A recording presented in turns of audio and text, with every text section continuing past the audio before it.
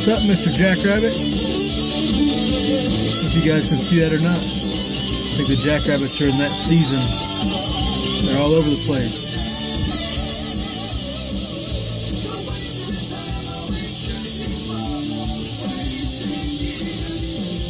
What is wasted?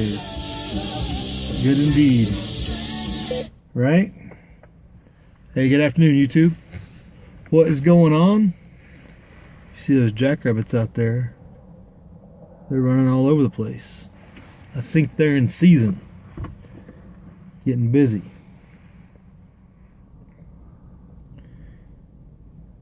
But hey, just a passing thought here on a little bit of a break. Just looking around at what gets attention and what gets play, I guess you'd say, on the YouTube in particular, what gets people's attention in the world these days. And it seems more and more that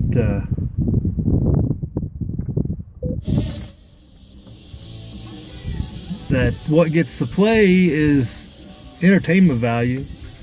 You got to be a caricature to get anybody to listen to you. You can't be your outward self. I think this goes almost across the board.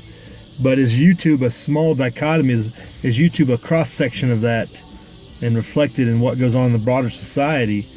And what I'm talking about specifically is the people who play up a character or play up an image are the ones that get the play and the attention, and people listen to them and take their credence more so than somebody who is genuine and just themselves. In our community, or is what I mean, this broader community of politics, prepping, guns, etc. Some of the most successful ones are just caricatures.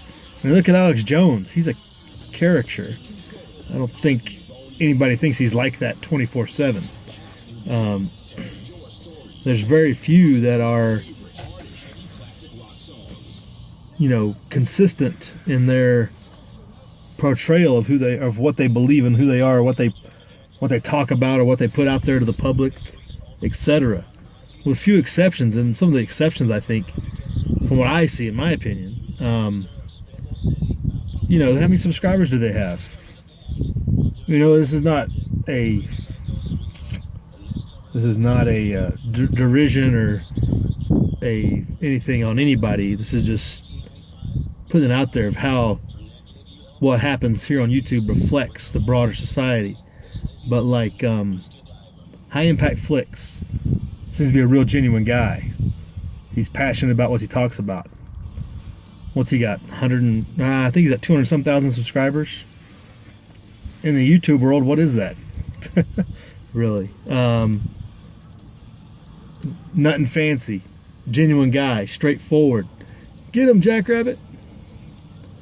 They're going crazy. Nothing fancy. Real genuine guy. Straightforward. What's he got? 180,000? I don't know. I haven't looked lately, but couple hundred thousand subscribers, which is good. It's great that there's that many people that are interested in those topics. Well, Nothing Fancy is primarily focused on firearms. He's also got a broader. He discusses the political and those things. He broadens out, but he also he has topics. He sticks to it, whatnot. But the people who get the more attention are the Alex Jones, and now Mark Dice has kind of fallen into that category too, in that he's become more of a caricature of himself. I remember we were talking about this on the chat the other night. I remember when he was in Southern California 6-7 years ago, and he's completely changed his persona and his demeanor over time, but he's gotten more popular as he did that,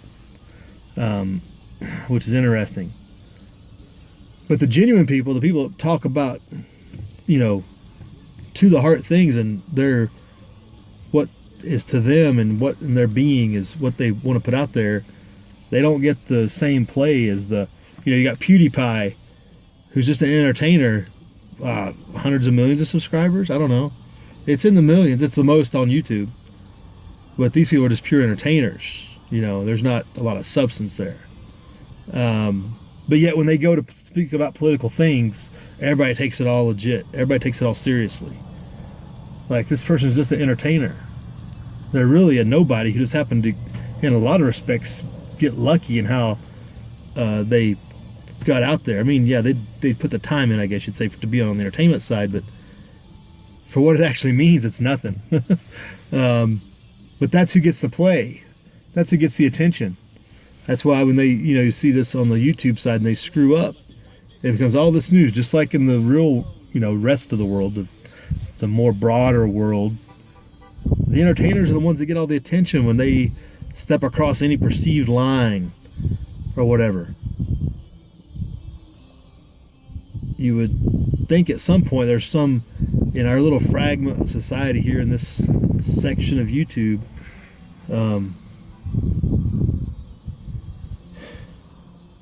is there any, I mean, we have our chats and we try to reach out and we try to get this messages out, but when you look what you're up against in the section of, you know, we have 1% of the pie of view time and bandwidth on YouTube to speak and get the word out.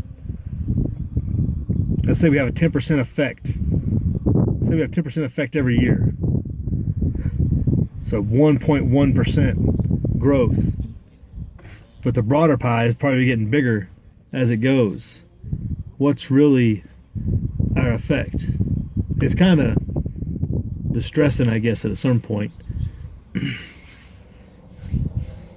But as it seems, it definitely seems that YouTube is just a cross-section of society. And like, if you don't think that we are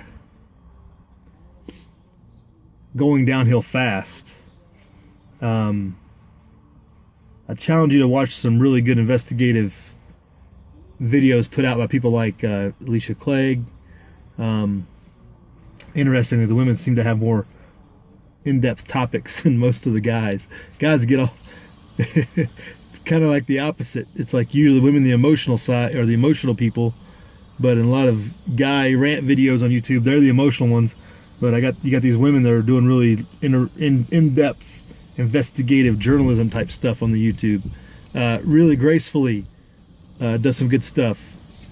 Liberty Doll does some good stuff, but really gracefully too, along with some of the same social construct stuff that Alicia Clegg does on the agendas out there that YouTube doesn't. They promote and they don't restrict pedophilia, child endangerment stuff. YouTube doesn't care. That stuff still rolls around and gets promoted. That's some good stuff. So that's a broader cross-section of what goes around in society. The certain things get promoted and other things that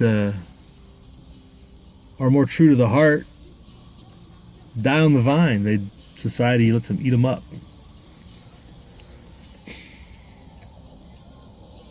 So is that not true? Is it not true that YouTube is a cross-section reflection of society? And if so, then we're screwed. I don't know. Let's hear your thoughts, YouTube. This feels like a Seller 559 video. I feel like I'm crossing over his territory. I don't want to cross too far. But like another guy talks, in-depth stuff from the heart, like Red October. Really good stuff. But, I mean, how many followers does he have? Or subscribers. I guess not followers, subscribers. People that regularly listen to him and stuff. Like, it's good that they're out there doing it. It's like we talk about, it gets frustrating. But if you're going to have a bigger voice, like you've got your local, who you see every day and people to talk to, then try to use YouTube to get a bigger voice. That's all people like that are trying to do. It's hard. It's hard in everyday life, and it's hard on YouTube. But it's just using one to leverage the other, or vice versa, I guess, in a lot of respects. So just something to think about, YouTube. Live free.